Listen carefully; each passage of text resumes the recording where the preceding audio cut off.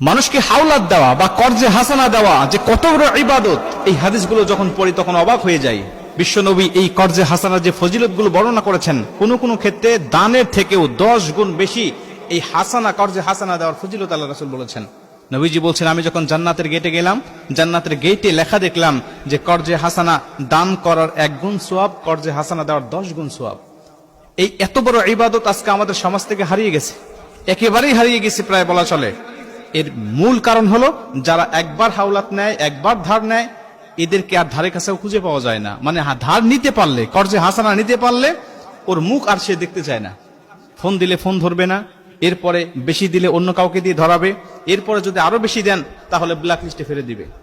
মানুষের দোকানে বাকি খায়, বাকি খাইতে খাইতে যখন বেশি হয়ে যায়, দেওয়ার সময় হয়ে যায়, হালকা তার সময় আসে, তখন ওই দোকানে না গিয়ে অন্য দোকানে নগদ খায়, তাও ওই দোকানের সামনে যায় না।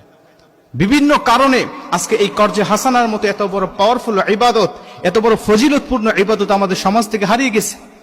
নবীজি সাল্লাল্লাহু আলাইহি ওয়াসাল্লাম আমাদেরকে এই বিষয়টা বলে দিয়েছেন, কি ফর্মুলায় আমরা এই কর্জে হাসানাগুলো দিলে আমাদের সম্পর্ক ঠিক থাকবে আর আমরা